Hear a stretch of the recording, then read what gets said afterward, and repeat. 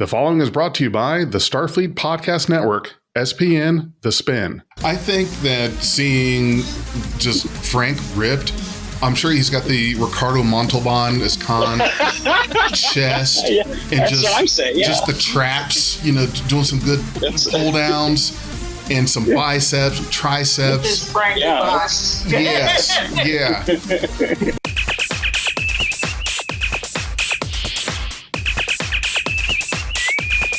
On a red alert. Hey everyone, this is Big J. In just a moment, I will be showing you the Star Trek fan film Dive from Constar Chronicles. Afterwards, please join our Critical-not-Cynical review and reaction. Without further ado, here's Dive from Constar Chronicles.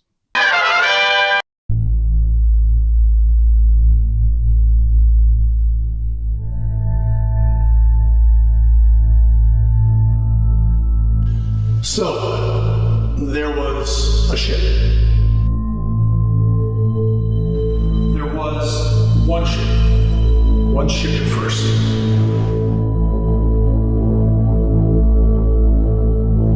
And this ship, what was the type of ship? Constitution class. I know that much for certain.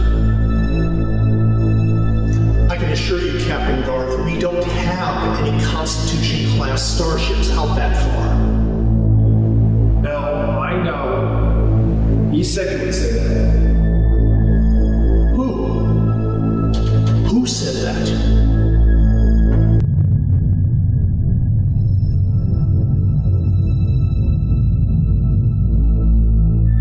This is Captain Menard.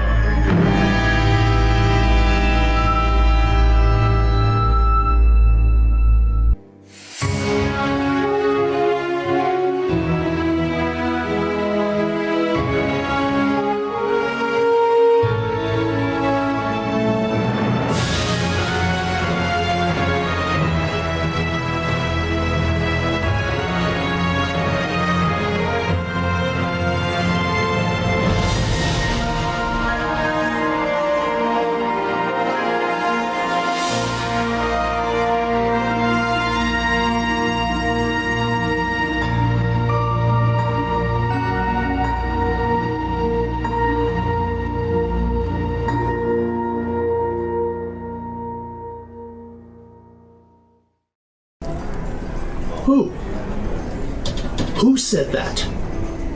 Menard. He said his name was Menard, and he was commanding officer of that ship. I happen to know for a fact we don't have any commanding officers named Menard, and there is no nebula out that far. The fact that you survived the battle... Look, Connie, this has nothing to do with the war. I know what happened to us in that nebula.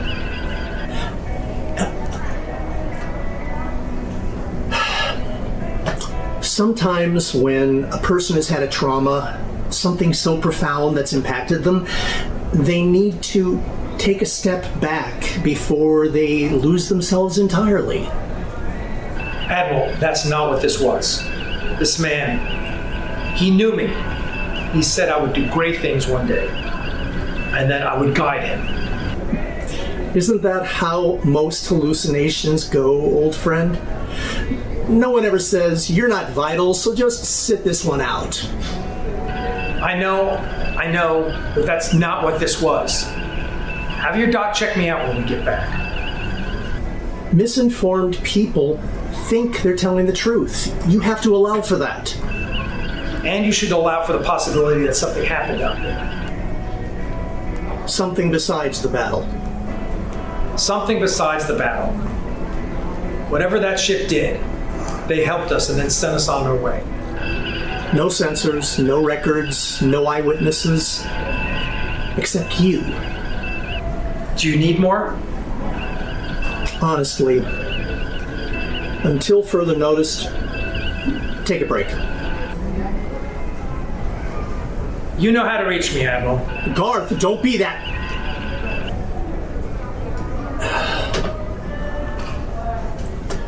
Computer, get me the USS Ajax.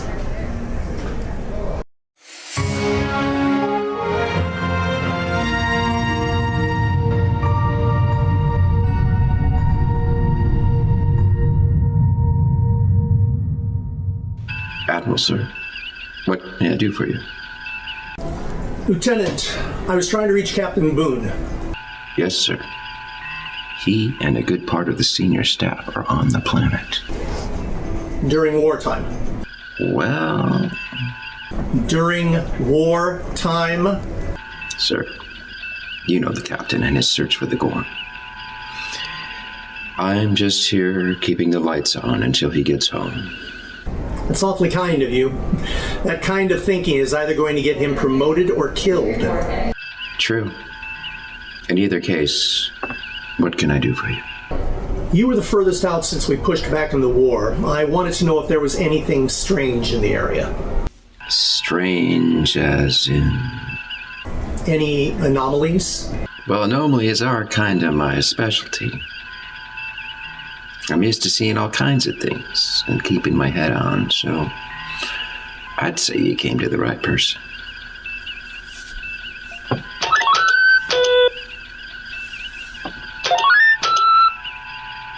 No, nothing on sensors. That's what I thought. It would help if I could, shall we say, narrow the search. Any nebula or gaseous cloud? No, dry as a bone. A bone on a desert, not a fresh one like, you know. I get your drift, Lieutenant. Let's just call it good. Anything comes up, you let me know. You could call the starship Dominion. I think they're also in this sector. She just lost her captain, but I don't think she's been recalled yet. Well, I'm glad I could be of some service. If I need you, I'll know where to call. Slater out. Computer, get me the USS Dominion.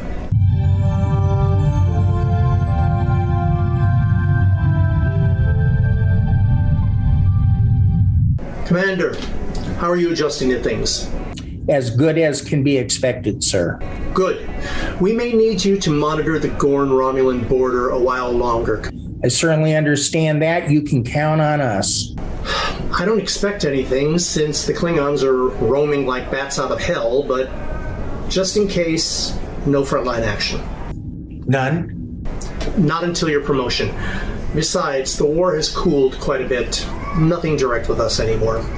Like you said, roaming. Let's hope it stays that way. We can handle that. Agreed. Now, a promotion? I wasn't aware I was getting one. Well, after Comet CBT-5 and you saving your ship, Starfleet couldn't help but see the promise in that. Normally something like that would have killed you. Well, I was lucky.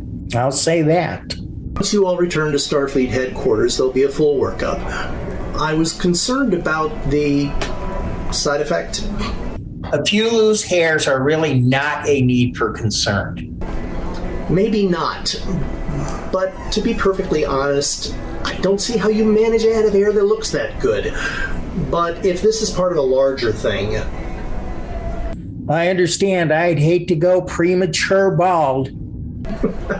No one wants that, Sam.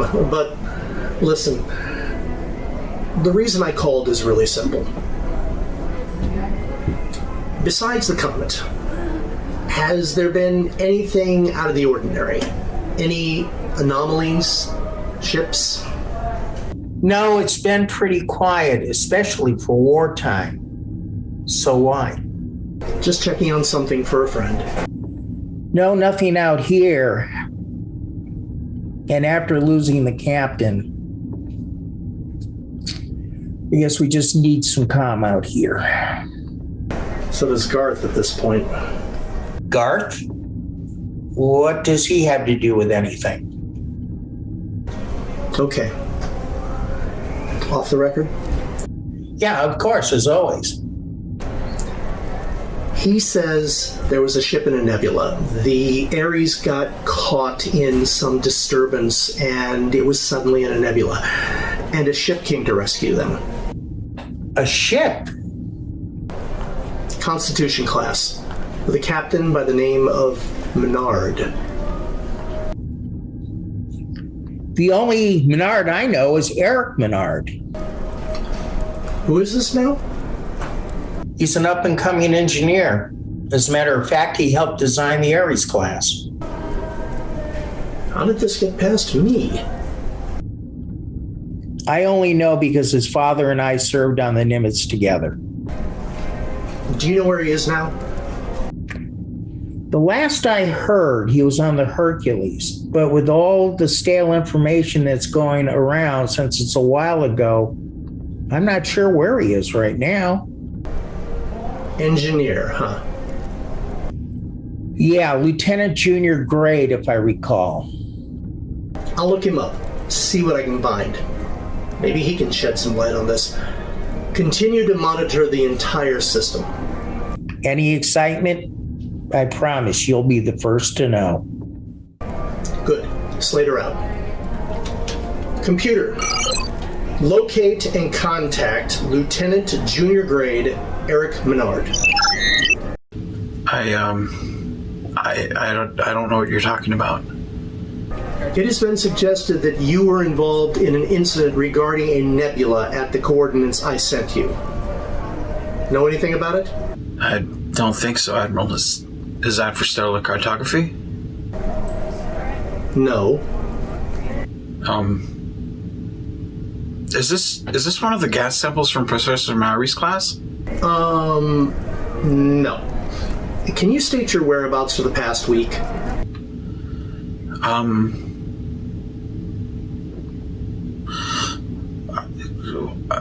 I have a dog, and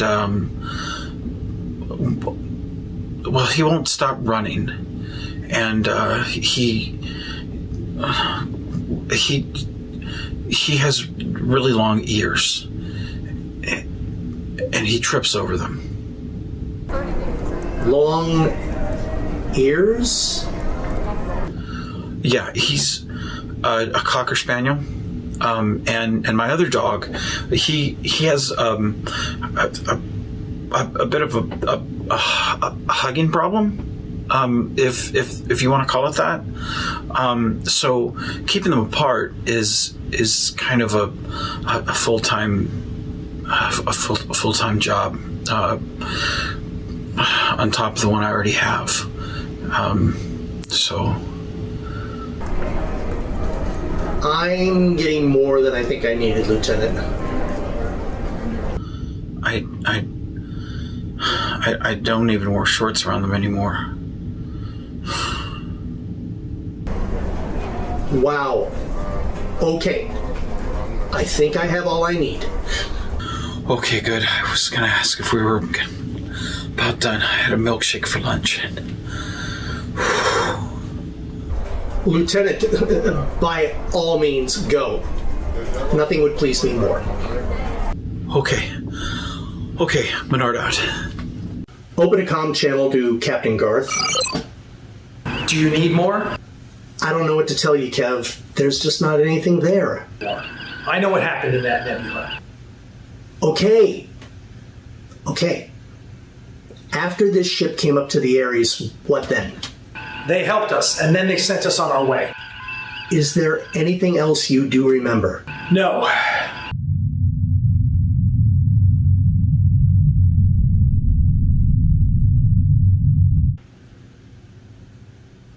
They left you in a nebula. And then they sent us on our way. Someone else communicating with you? What did they say? I'm not surprised. There have been rips in space tearing everything apart. I can't explain it. The overall outlook of space looks the same, but ships and territories, they don't look at all familiar.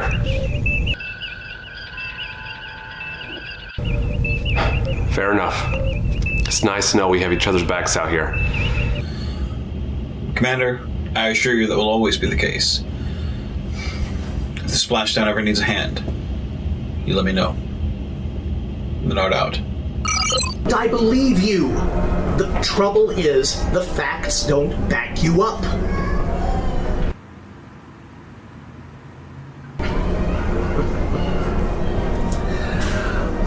I think the Antos system is a good fit. The fourth planet was showing unusual signs last time we sent a probe that way. Your new orders will be on their way in a few days. Get some rest, Garth. Slater out.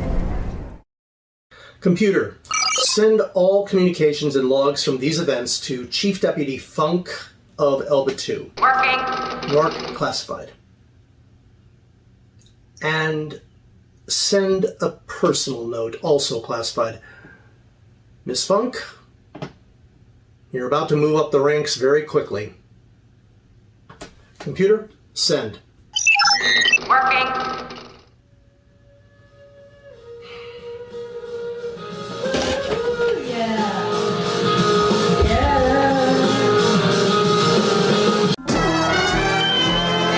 Welcome back to Critical Not Cynical. This is Big J with Beyond Trek Podcast. I'm joined with Nico and also Frank and Vance from Critical Not Cynical, and we're going to be talking about Dive, the film you just watched from Constar Chronicles. And I know that Nico wants to start off because she's the one that's got the big question for tonight. So I was wondering about the hair. What hair? the crazy wigs that you and Vance were wearing. I couldn't believe it. That was a trip. It's all natural, baby. It was great. I was cracking up. It was good, especially Frank's. Look at yours. Where do you get that bouffant? What we had done is originally what we said, well, we got to look younger. I said, well, I'll go out and get a black wig and throw it on there. And actually, that's the other thing that you guys may not have noticed. I actually shaved for this one because I knew I wasn't going to shoot. So I shot it down because, being black hair, white beard doesn't look well. So we started talking about it. And there's this person who a lot of people will know out in the industry up in Ticonderoga, who is an Elvis impersonator. And James Colley. So we kind of threw a softball sideways on that. But the interesting thing about this is we were getting ready to shoot this. And I have to take this up because it is itchy. It's probably itchy and getting hot. And it's itchy. So I picked up the wig and I was supposed to shoot. And Vance is on top of me. Frank, you got to get a shot. Typical him and I working together. Mm-hmm. Yep. So I was off on, I think it was a science fiction convention that weekend. I can't remember where we were, but we were gone. And I knew it came in. So I said, okay, when I get home, what I'll do is I'll shoot it Sunday night. Well, we got there and it was nowhere to be found. And we couldn't figure out where it was. Donna, working for the post office, tracked it down, said it was supposed to be here. Well, it turned out it was delivered across the street on our main road. And we couldn't get it. So I'm sitting there going, well, let me see if I can get it overnight from Amazon. That's where I got the original one. So I said, okay, so went in, filled it out, paid another $16. Day and a half later, Donna comes in and she's got a package and it's about this big. So I looked at it and I picked it up and I felt that I said, did you order a sweater or something? And she said, no. She says, it's addressed to you. So I opened it up and it was a package of 6 of these things. Oh my gosh. 6? One for you and all your friends. All right. So what must have happened? And meanwhile, during that whole thing, the one from across the street finally made it over here. So I have 7 of these. Right? Oh my God. You can have a whole crew. What apparently happened was I put down, I said quantity 1. Well, I looked at the bag it came in and it said quantity 1. So some brilliant picker at Amazon looked down and said, "Oh, quantity 1, 6." So it was one bag with 6 of the wigs in it. One bag, right? That's great. The whole story of like doing the wigs. I've had a mullet wig for years, and I would laugh with my friends because I bought one. I saw it in, I don't know, some costume place. This is going back maybe 10, 15 years ago. And I would go to Walmart and just fucking wear the wig and we'd laugh amongst ourselves because I do dumb shit to just amuse myself. And, you know, I have no pride, you know, so I just do it, and people, you know, it blends right in with my beard, you know, and, you know, so it's like, whatever, you know. And I don't know where it went to. I think one of my friends might have stolen it or something because I couldn't find it for the love of me. And you know, fast forward to years later, I bought another one to amuse my son. And, you know, because we would, when he was in diapers, I'd put a diaper on my head and I'd have a diaper mullet. And then he'd do one too, and it would amuse ourselves. So when I finally saw another one in the store, I was like, I'm going to buy a mullet wig. And so it's called "Why Keep the Insanity in Just One Generation?" Right? So we finally get to this film, and it you know, I was thinking, I was like, well, obviously, you know, me being bald, you know, balding, like nobody's going to take that as this is a guy young in his career. Right. So what can I do to make myself look young? And I was like, I look really stupid shaved, because then like my triple chins pop out. And, you know, I don't want that, because my wife will literally not touch me, you know, until my hair grows back. Oh, Is that yeah. the key to it? I know what you mean. Yeah, it is not a good thing. I shaved one time and I got chastised by this one sitting right here and was told, do not do that again. And so I said, all right, keep it up. And I'm going to have chops. I'm going to do lamb chops or something, maybe just a mustache, and get a white van with no windows, something cool like that. You're missing the free candy that's on the side of the, you know, that's chocolate, nylons. But it came, you know, I got to thinking about that mullet, and I was like, you know, if we're going to have to look young, obviously I can only do so much, you know, looking young. So I was like, let's just play into it. Let's have fun with this. You know, let's make it fun.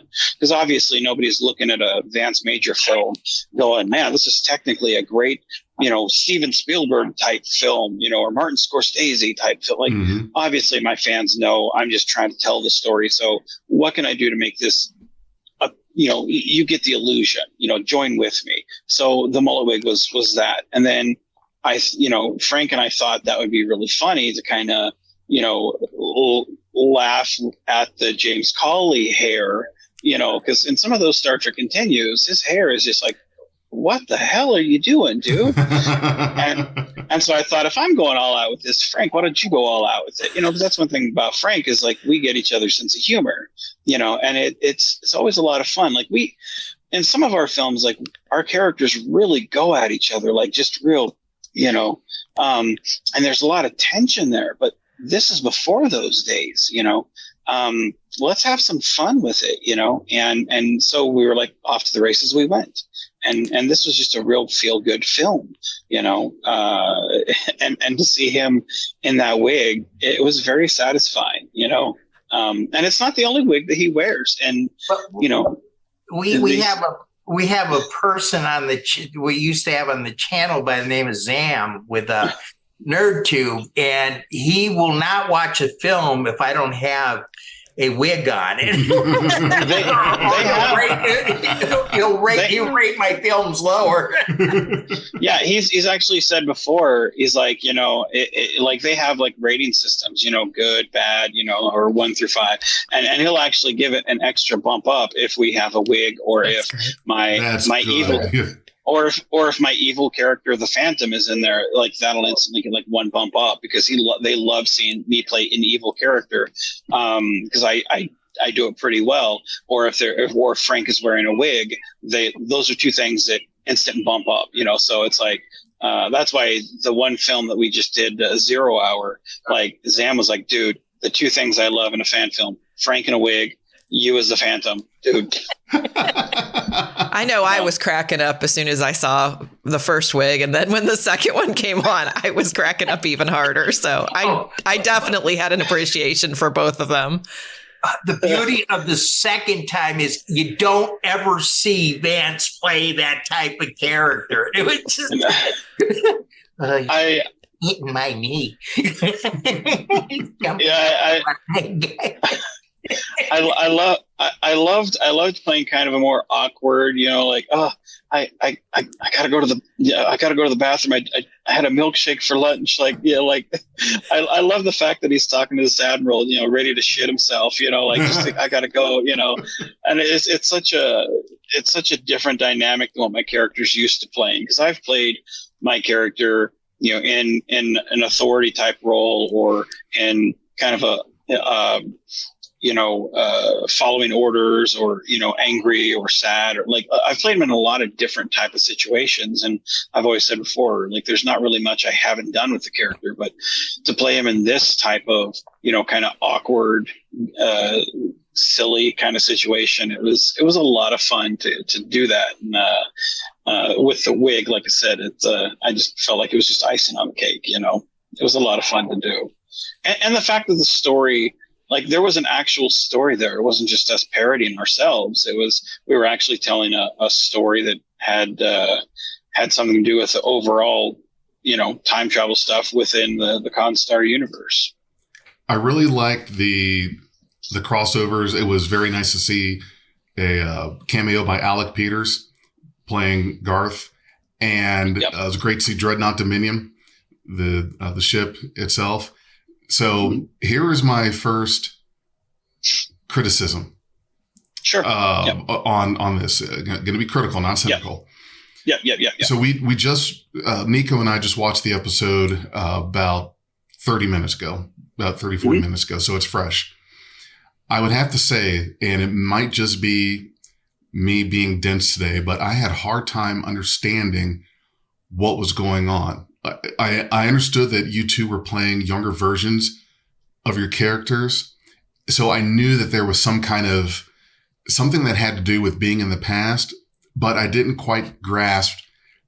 Is this like a telling of a story that happened in the past, or is this all in the past and I've just missed that it's like a prequel? You're first off, you're not wrong. Not at all. What's that now? I said not at all. No. The origin of this story, first off, the story that Alec was telling of his future self, that was actually an original script that I had written before COVID. And I was supposed to originally go to Aries Studios and film with Alec, because Alec wants me to come down there and film. And I've wanted to go down there for years. We never were able to get it done. And before COVID was a thing, I think COVID actually kind of went full blown around March, and I was supposed to go Aries Studios. Yeah. And I was supposed to go there, I think May of that year, May or June. And because of the whole COVID thing and people losing their jobs and not even having gas money at the time to do things, I put all my productions on hold, and put a pin in that, which is why you see from that time period, I kind of did more at home type deals where we could social distance and everything. So that script that I had was supposed to be kind of our version of yesterday's Enterprise, where the Aries kind of comes into this nebula into the future, where they meet the Menard that's on the Constar in the Next Generation time period. And history hasn't changed or anything, but Menard tells him, you've got to go back because you're kind of destined for important things. And Garth is like, I don't want to go back, dude. We almost no. And Menard's like, on a personal level, like, not only history, but like personally, like, you're going to impact my life. Like you've got to go back. And by the end of the story, he decides, okay, I'll go. And he kind of steps up, and they head back. Obviously, since I haven't been to Ares Studios, and it was years after the whole COVID thing, I kind of dusted off that script and looked at it and was like, okay, what could we tell that's kind of just looking at that story? What if we told the story of, Garth finally gets back to the TOS time period? What then? He'd kind of be looking at stuff going, I don't really know what the hell happened. I met people I don't know. I saw stuff I'm not really sure what it was, so he'd kind of be looking at stuff just going, what? Kind of like if we were tossed 200 years in the future, we really wouldn't know how to explain some things. How would you explain to somebody in the 1800s a cell phone, or hell, even a telephone for that matter? They wouldn't know what the fuck to explain it, So I thought, let's have that story be told. Even though the audience really wouldn't know the story of what we wanted to do. We could kind of tell this type of story.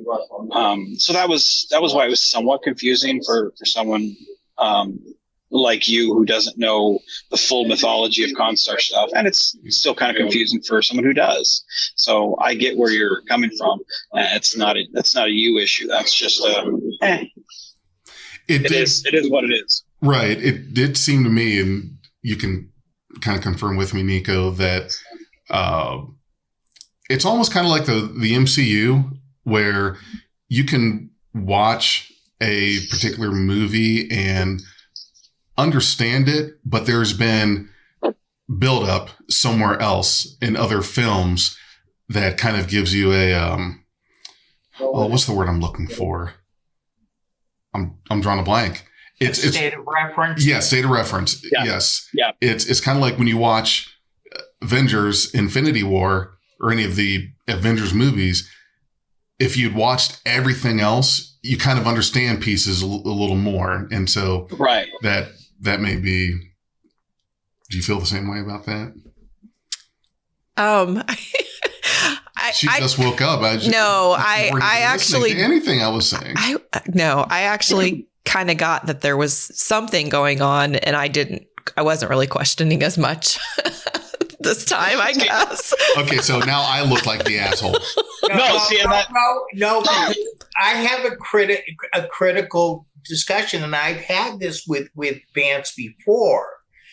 And I actually had to do a little bit of that in Rebirth, and then the transition. Sometimes I don't see the transition as well as I should. But the thing is it's all part of that sphere. So if you're not used to watching Constar, sometimes you lose that. And there are elements of Constar in Crossroads. So sometimes I'll have to say, like, I put a minor little scene in to bridge the next episode, because more of an arc instead of a just, okay, this is coming out of left field to me. And I have mentioned that to Vance before. Now he'll never work with me again. But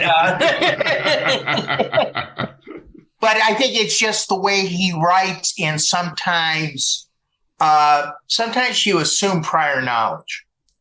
Yeah, it's one of those, like, I love the fact that both of you guys are sitting there and you both watched the same thing 30 minutes ago, and you both walked away with a similar yet completely different take on it. One of you was completely fine going, yeah, I know there's something there, but it didn't take away from, and the other one was like, I kind of needed that. Like so I appreciate that, because that's the perfect example of, like, pick your poison. For me, when I write, I go into it, when I talk about Frank to somebody, I do talk about, our years of jokes and history and whatnot. And that's, that's the way people are just in general. You know, when I'm talking to Mona about Frank, or when I'm talking with you about Frank, or when I'm talking to anybody, I never say, look, my good friend Frank, and then I go through a whole complete list. That's not how we are as people. So when I write, you know, Crossroads or Dreadnought Dominion or an Avalon, like I'll write anything, but I do make all these connections because it's like, that's how real life works. We have connections just organically, and that's the way things are. Unless we say, no, this is completely self-contained, don't make any reference. It's its own thing. It's a void of everything else. So when I go into an episode, I connect it to other things in my universe. Cause you know, if I had a budget of like $100 million, I might go, I'm not connecting it to nothing. I'm doing my own self-contained. But the only thing I have is, hey, if you liked this, go watch my other films. You know, where it can stand. Yeah, I don't. If I had money, I wouldn't need you, Frank. Except your wig. Just the wigs. After just the all wigs. this time, Your I 6 got away wigs. with my good looks. Well, it is with the 6 wigs. Somebody was sending you a very clear message. You know. One for each day of the week, right? I never thought of that. Yeah. But no, that's how I write is. You know, connecting everything organically. Because like when I'm watching something, I enjoy realizing, oh, there's an entire mythos here. What else is there? Let me go and watch this, and let me go watch it. Like you were talking about, you know, recognizing the Dominion in the film. So you made that connection. You recognized Alec Peters as Garth, you know, so you made that connection. Those things I enjoy because that might get me, you know, an Alec Peters fan who loves action art. They might come over and say, well, let me watch some, you know, Constar films. And then they might, become a fan, you know, or, you know, a Dominion fan might come over and say, hey, let me watch this. It's pretty good. You know, it's one of those things where I feel like that's what we're strong at is building those bridges and connections. But it's also a weakness because somebody who has no idea who any of these people are is like, well, who the fuck is that? What's going on here? I don't know who anything is, and I don't know what's going on. In fact, that's where we got dinged. You brought up NerdTube earlier.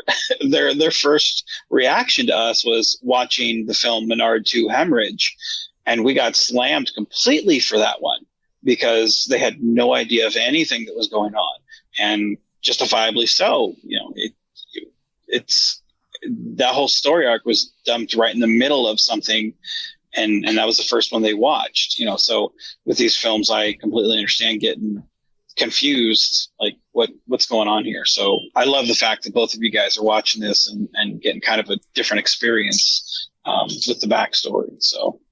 And I know that there's probably, because you've got between 15 and 30 minutes for these fan film productions, and there's going to be some shorthand in the stories where you make these references or connections, and you can't go into depth on all of them. You don't have the time to do that.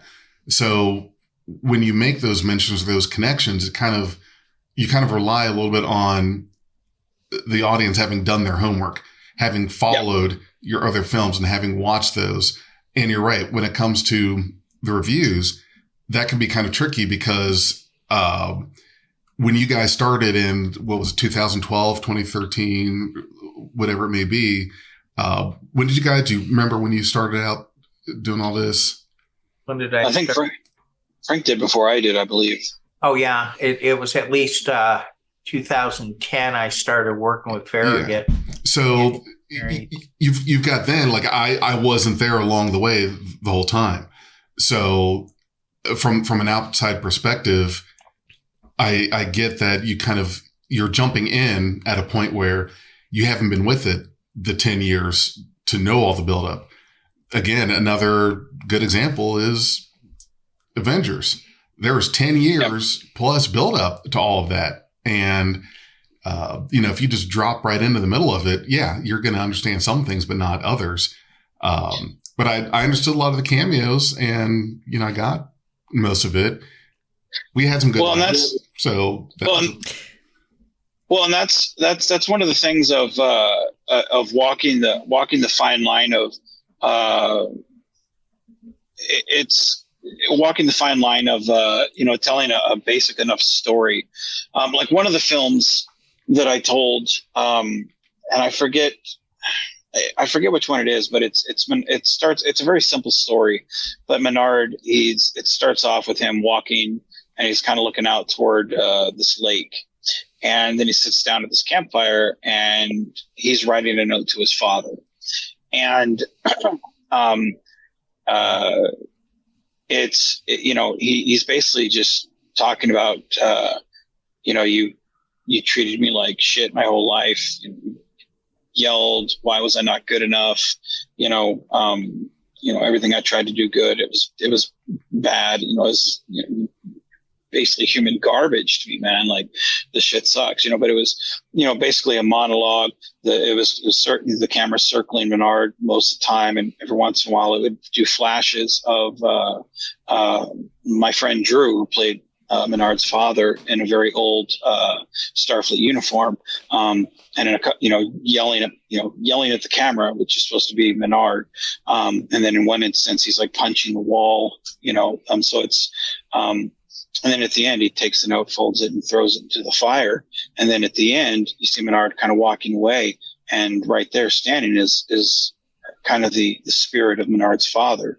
And you see him watching Menard walk away. But it's a very simple story, because it's like, you don't have to have any of the knowledge of people in Menard's life, or hell, even Menard. It's just a very simple story of someone who's dealing with physical abuse, from a parent. And it's one of those things where it's always a fine line of when you want to tell a story, like what do I want to tell, and what do I want to get accomplished out there, and it's very therapeutic to do these films, because I can always, tell the stuff, my frustrations. I can always deal with that and put them out there in these films. And they're always very personal things.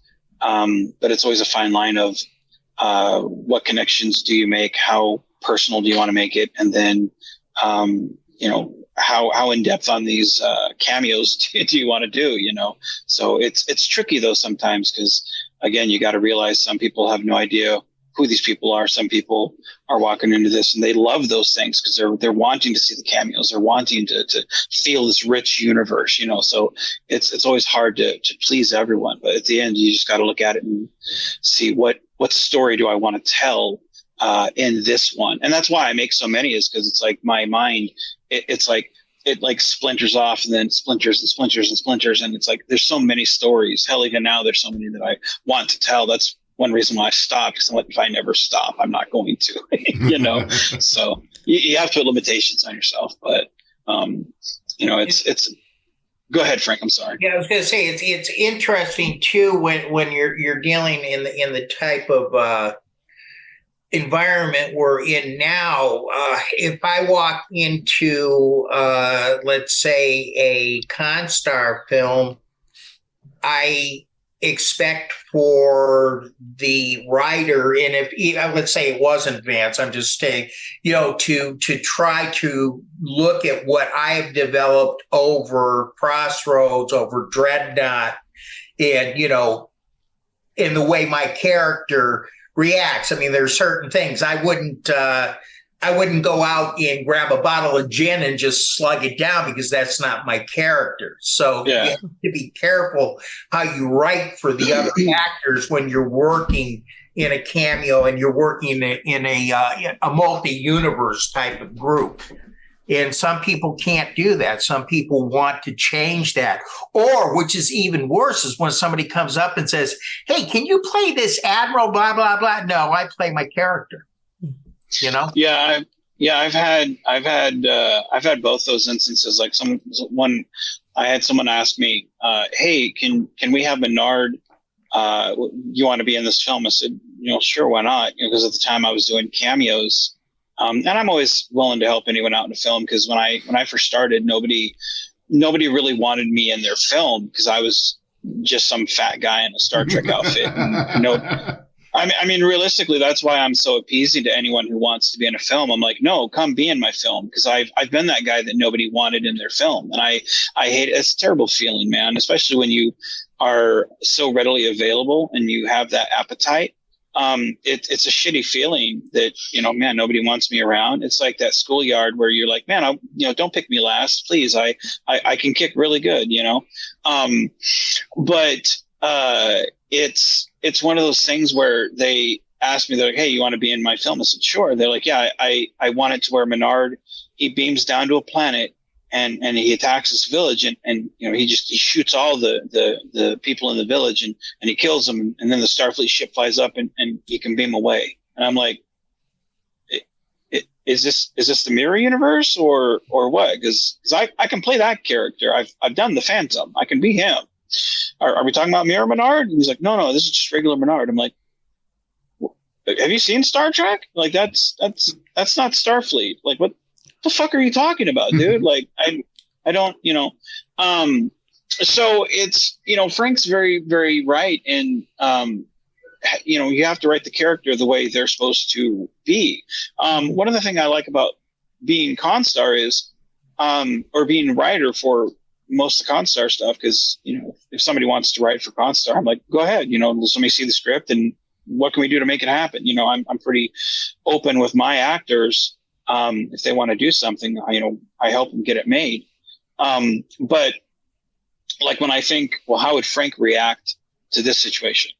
And that's how we write Grissom, or, if, I think, how would, like you, for instance, I think, how would Jefferson react in this situation? Based on what I know of you, I don't think, well, this character is going to do that. I think, no, how would Jefferson react to this? And that's how I write the character. And then that character just becomes you. So, because we're all fans and because we're doing this as a hobby, it makes it easier for you to act. And therefore it's not acting. It's just you in a Starfleet uniform doing what you do best, and it makes it easier because then you're like, okay, what's my lines? And you can read it and then put it down. Okay, here, blah, blah, blah, blah, blah, but like all this stuff is just what's easiest for the people, but I think that's one thing that all the Constar films has to its advantage is, we are accessible if you want to get in on the ground floor and do as many or as little as possible, but I certainly understand from an outsider's perspective of what the fuck is going on here, I followed most of it. I mean, I had the general idea, but I knew that there's something that I need to have seen. If I had seen, I'd understand just a little bit more. But well, I didn't pick up on all the cameos, and that's just, I didn't know because I haven't. Yeah, no, I know. But there were other people that you recognized that I didn't. And it's just, my exposure. Like I knew that Vance and Frank were intentionally have added the humor because that's part of what they like. And so, I got that. So I think it's just, in the realm of your experience, what you've been exposed to, that's a major piece of what you're taking away from it. So, I guess in part of me, I wasn't being nitpicky in certain areas and, like me just seeing some of these people, like I will see something else by them later. And then, I'll be like, oh yeah, they were in that other film. So I love the fact that, there's that intentional connection being written amongst things because it's the respect for the other people doing things. And I love the fact that you're respecting the characters as they are, and it makes them more believable and realistic. So, that's really noticeable. And you bring up a very good point that I wanted to talk with you guys about. From what I've gathered in these films, it seems like, and I don't know if this was intentional or just happened to work out this way, but you guys have that character that you always play. You've got that set character. And it feels like to me that what helps these stories and these cameos is when you have that character. Like whenever we see Vance, we know he's playing Menard. Whenever we see Frank, we know he's playing. No, I'm sorry. The character's name's Grissom. Is that okay? Okay. So your name is Mud. Is that what it was? Oh, sorry. Yeah, my name's Chopped Liver. Soon, if I keep forgetting these things. But when you see you know that unless you're in a completely drastically different uniform, like your Romulan Centurion uniform. That is one thing about me. Yeah. Yeah. I play those two roles. Yes. Then you know that's a whole other role. But if we see you, either of you in uniform, Starfleet uniform, odds are you're playing some version of your character in some part, whether it's the father, grandfather, son, like your Minority or Grissom. And that was one of the things I thought about when I said, I've got that desire to do films as well. And I see what all of these guys are doing is they play that character. It's that same character and they don't deviate from that. Do you find that you only have maybe one chance to do that before you mess up and have a person playing different characters and them missing that bus on being able to establish the one so that when you see them, you know who they are? Well, take a look at it from an old standpoint. Do you remember shows like Gunsmoke, Star Trek, things like that? They had characters that reprise different roles all the time. So it can be done. But if you're trying to establish your character to go through, even if you're a minor character, let's say Chester on Gunsmoke. Well, Chester did this, this, and this. You're never going to see him walk without a limp, but he's really a minor character. But you expect Chester to see that. Leonard Nimoy comes on. He's usually playing some type of bad guy. So he's probably going to be a bad guy. But then you had like John Daner, who would be a good guy in this one, and he'd be a bad guy in that one. So it all is how you play it, makeup, and believability. Does that make sense? It does. Yeah. For me, I don't think I was locked into anything because and Frank, tell me if you agree with me on this. I feel like I've played both with doing Phantom. Like for so long, I was in the red and blue hoodie, like blue shirt, red hoodie. And that was me. Red hat, red hoodie, blue shirt. And that was Menard. And then the one thing, because in a couple of episodes, I had Mirror Menard, which would be, he'd be in my version of the Mirror Universe outfit or whatnot. And, everybody loved how I played the evil Menard. And they just thought it was great because they were like, man, this guy's such a dick. And then in one episode, I thought I'm gonna switch it on these guys. In one episode, Menard's wearing green, and he's got a blue shirt, green hat, green hoodie, and he's helping everybody out, and everyone's hey, we got to save this ship, we got to do this, and it's a real whodunit type story. And it's very simple, but it's he's helping out the people that we're used to seeing and whatnot, and. But we get down to the end, and everybody leaves, and Menard's monitor goes off, and he presses a button, and it's Mirror Spock, and he says, "Minard, what are you doing?" And Minard is what we've called Mirror Universe Menard, and Mirror Spock says, "Minard, what are you doing?" And then all of a sudden, this evil smirk comes on Menard's face, and you realize the man in green is Mirror Menard. So the person we spent the whole time with in this episode wasn't Menard. And you're like, dude, so you want to go back and watch the whole episode again because you realize you've been watching the wrong guy. And it's shit like that I've played such a real asshole in fan films, like enough to where like I will tell everybody next week is the Avalon's Crisis. Watch that film because if you're a fan of the Phantom, he's in that, and it is. I will tell you, it is probably my favorite fan film, even out of any of mine. It is the greatest fan film that is out there. I say it bar none. It is great. It's got a little bit of everything.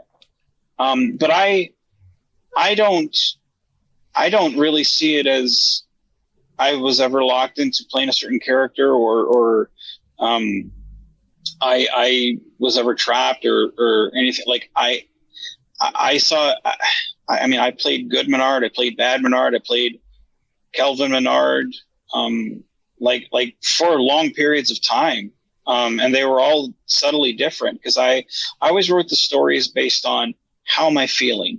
So then I wrote a script with this Menard and then this Menard. And then, so it was always just enjoyable to do a different version. And to have people be able to look at me and look past me as a person and go, oh, that's Menard when he's on screen, that's Menard. Or like if, as opposed to like sitting here right now in my office, when they see me on screen in a scene, they're like, oh, he's in a red hoodie. Oh, that's regular Menard. Or he's in a green hoodie. Oh, that's Mirror Menard. As opposed to, oh, he's at Walmart. Oh, he's just a fat guy going to Little Caesars. Like I love that. To me, that's one of those things where that goes way past like an icon status or something. Like you can't put money on that. That's really cool. Not many people get to do that. So. I mean, Frank, is that the same? Do you feel the same way having played Grissom? Yeah, I mean, I've played Mirror Grissom. I've played Grissom. I played Grissom's great-grandfather when I first started, Sam Black. And, I was thinking about that when we were talking about that. I kind of probably brought down the genes to Sam Grissom, from that. I mean, in the few episodes that I played for Lee. When I was with Farragut, of course, I was always a background actor. So except for one where actually was Grissom, was one of their last ones. So I was either, helping the crew or I was behind the scenes as a Romulan with one line or a guy in a blue shirt sitting over on the bridge side, playing with dials. And then, of course, with Dreadnought, I played Grissom all the time, kept the same type of attitude when I came back. The only thing that I can say is my next challenge is going to be what we're planning to do for Romulan Ales. Yeah. And after watching him, and I don't know if he's got it out yet, but I watched something by George Cayenne last night, and watching how he did what I'm going to be doing was interesting. Yeah, looking forward to that one as well. Yeah, I know. Going back to where you say, when people look at the thing. The character, they see us on screen and they're like, oh, that's Menard. Like I've played, in my own films, I've done one that's, J.J. Abrams too. I'm sorry. I just remember I did that one in the J.J. Abrams universe. Yep. I starred, or I've been in one of Russell Emanuel's films. It's not out yet, but it's being edited, right now. But that it's clearly not, and I can't speak about it, the specifics of it. But when you watch it, you'll be like, oh, that's not Menard. It's clearly not Menard. But like when in my film called Pursuit, I was going to say you're definitely not Menard there. Yeah, no, I'm an abusive father that runs down the stairs chasing after his daughter, fucking screaming at her. I mean, I'm yelling to high heaven. I mean, I'm clearly not, right before the superhero comes out and just pummels me. And it's a short, 6, 7 minute, 8 minute film. And then the Dead Inside films that I was in 2 of them out of my trilogy of film, Dead Inside films, which are zombie films, that I produced, directed, wrote. And that's clearly not Menard. The dude's kind of an insane guy, but it's how he's dealing with the apocalypse. That's clearly not Menard. So we've done other things. And like I said, with both Grissom and Menard, we've played different versions of those characters. So I think the fact that we're able to, it's not like it was in the 60s where they kind of were locked into just that character. Like we've been able to stretch out, kind of like when Spock gets, hit with that laughing gas and is laughing up a storm, just so he can get to stretch his, range. I think Frank and I have been able to do that. Is that accurate, Frank? Oh yeah, I think that they're well.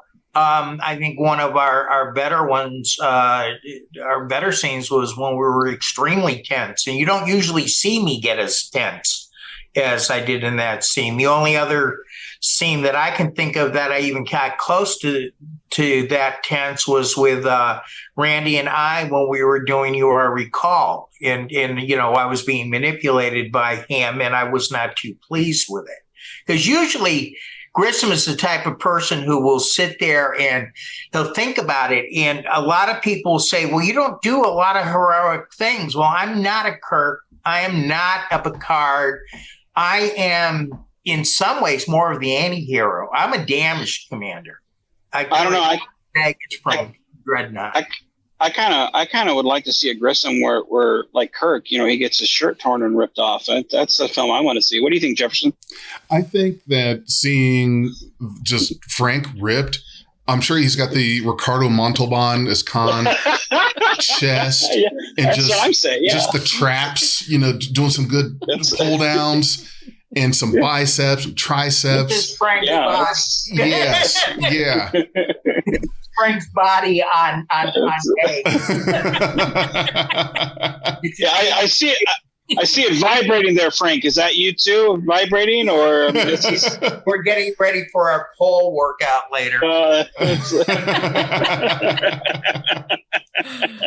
How about you, honey? Would you want to see these guys, all of us? How about all of us? Just shirts ripped off, big fight scene. I don't know about that.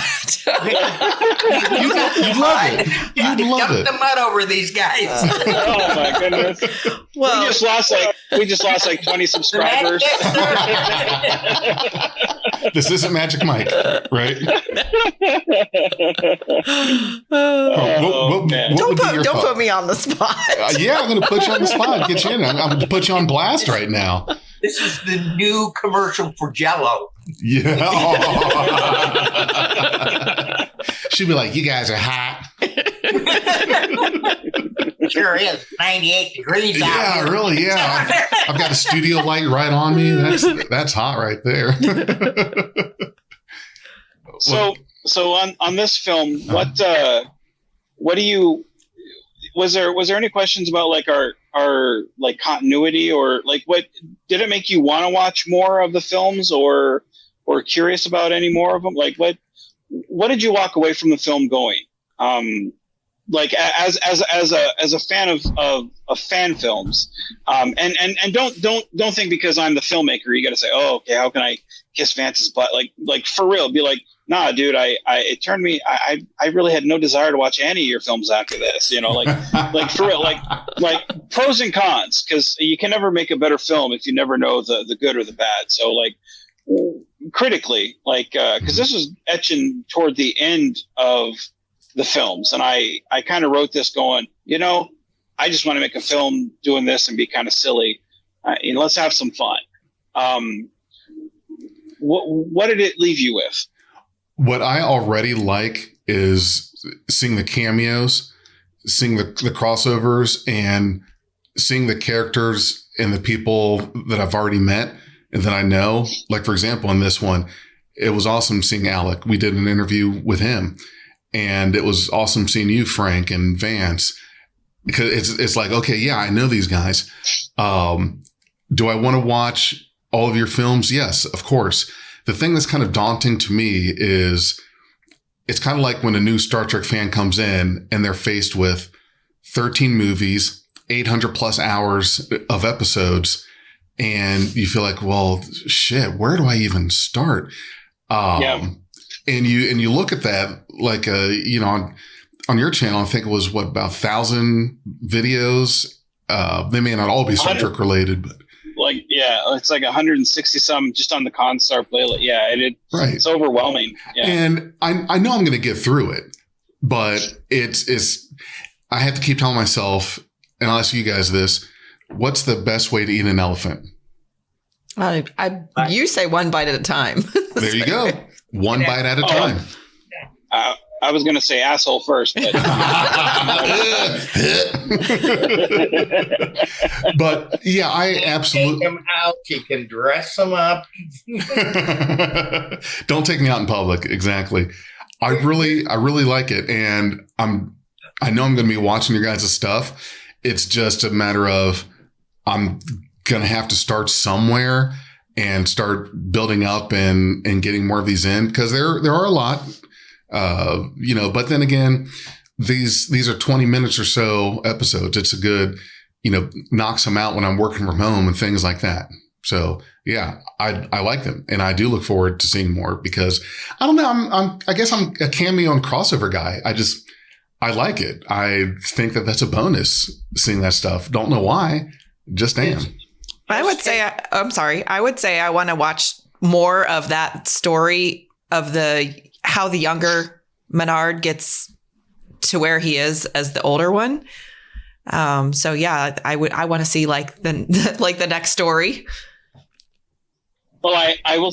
There's a playlist on it's the first playlist on the No Budget Productions channel, and it has them in order of like the timeline of Menard's timeline. So you see, and I will tell you, like the first episode, like the volume's terrible. I think it's called Cageless, and that we were trying something different, and it didn't really work. But you kind of see where I was Maybe going. outside without a mic. Yeah. on a windy day, no less. Now I know better. But you see where he goes from like Cage era to the TOS to the movies to then next gen DS9, like all the way through like the card era, like and you understand, well, how's he able to how's he able to live so long, like and you get to see all these different characters. And if you're a fan of Deep Space Nine, that hell, some of their secondary characters are more fleshed out than some of Next Generation's main characters. It really does flesh out a lot of these secondary characters and their interactions. But the thing that I enjoyed most about doing the Constar films was each one of these, and I'll spoil it for both of you and the audience. The climax of all these films is a film called The 11th Hour, which is it takes place during Deep Space Nine's Sacrifice of Angels, the battle to retake DS9. And all of Menard's life was kind of foretold. Like he kind of gets these hints of one day you're needed for something important. Like everything's building to something important. And he kind of gets these like hints of this, and all of these lives touched. And at one point or another, you never get the hint that any of these people are important. But in the 11th hour, you see all these people come together and how it's impacted. And after that battle, you realize that, man, if it wasn't for this shit that had gone on, like they were needed. And I wanted to do a story like that, because we all go through life and we think we're not important. What does it matter? I jockey a register at a gas station, or I go work at Walmart, or I'm a fast food worker, or I don't, stay at home parent or whatever. We devalue ourselves naturally because a lot of us are pessimists, but we never know our own value until it's time. And then usually we don't realize till after the time. And that's the one thing that I think the Constar series shows us is when you get to that point, like we're all important, whether we think we are or not. And it was a great joy to write for all these characters and wonderful people, and to share it with an audience, even though we're small. We have wonderful people both in front of and behind the camera and behind the audience screen. that we get to share this with, and it's just been all a blessing. So when you guys get to these films, I hope you really do enjoy them and enjoy them as much as we enjoyed making them, because it's been such a blessing. I know we will. Absolutely. And that's one of the highlights of each week is, okay, which film is Frank going to give us to look at? Frank and Vance going to give us a look at? I want to see that one. Honey, did you need to go? I know we're kind of long. Okay. We're going to talk some more. Okay. Thank you. Thanks for joining us. Yep. Really. Yeah. Thank you, Nico. Bye, Nico. I'll pay you for your appearance. How much are you? $20? I think I can do that. You're only giving us 15. I think it's chocolate shake. A chocolate shake. Chocolate shake. Oh. I take that over the 15. Well, actually, it needs to be vanilla. Let me switch chairs. Okay, yeah, I can do a chocolate shake. That's no problem there. Let me situate myself here. Okay. Oops. Yeah, that's the kind of the rotation is, well, with the setup I've got here, there's not a lot of room. It probably looks like there's more than there is. And when we do this, I've got a chair that's like up here, over here. And like we just kind of have to rotate it over instead of moving it. So it's like, yeah, shift, move, rotate, and that kind of thing. But the work you guys do on this stuff and on this film was good. It was really good. And that's the only criticism that I have, which really is, now that I say it and think about it, it's not really a criticism as much as it is, I've got homework. I'm going to understand these things a little more and a little more as I watch, because it's kind of like DS9. There's some serialized undertones here, and you understand DS9 more if you are, you watch all of it, because things are going, the characters and their development and so forth has been established or done or said here. And some other episode. And that's one of the things, like, that's like a lot of people don't want to have to do the homework to enjoy a fan film. And I can't fault them for that. Like, I say it with no ego, or malice. Like, my films aren't meant for a lot of people. Some people can't watch DS9. They just don't like that. They don't enjoy that type of storytelling. And I can't argue that point. Like, hey, it's not for everyone. Some people, hey, this is up your alley. And I tell them, if you enjoy DS9, you'll enjoy this immensely. It's not, of course, it's not the budget. But if you enjoy that type of storytelling, you should probably enjoy it. But some people, and they've actually said that I don't have to do my homework to watch a film. I don't want to watch this crap. And I'm like, well, I get it. So it's ironic that you say that, because no, I mean, it's true. And I can't fault them. I get it. But, yeah, I'm really glad that you enjoyed this one, man. It was a lot of fun to do. Hopefully you have, the majority of your fans are the ones that are willing to do that homework.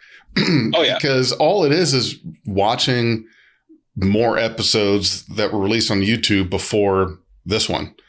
And pretty much, you're going to be spending a lot of time. You're already binging something on Netflix or Hulu or Disney Plus or whatever, and some YouTube videos. That's the thing that I've never quite understood, is just this adversity to putting in some time, some work to have a better understanding of something. Like if it's not something I can just easily click on a link and understand everything that's going on, if there's any prerequisites, then I'm out. Okay, well, that's not really the kind of fan I want. I want somebody that's going to watch the series and be faithful every episode and not come in the middle and complain like, oh, okay, well, I don't know what's going on. This sucks. Well, okay, well, if you want to know what's going on, you understand a little better if you start with episode 1 and get back to number 6 where you're at. But, it's like watching Cobra Kai in the middle of the 3rd season. You're like, what's going on here? Like, sure, yeah. It's a bunch of people fighting. It's like, look, or Stranger Things.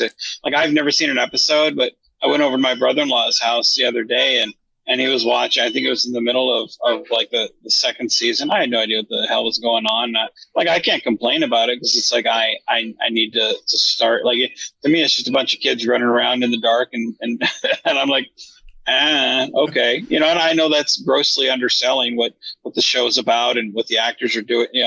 It's like I can't devalue that because I don't understand it. And that's a lot of what these fan films are about, especially again, the story that we're telling, but I'm glad you enjoyed it, man.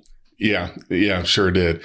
Well, if you guys would like to wrap up, I've said my piece.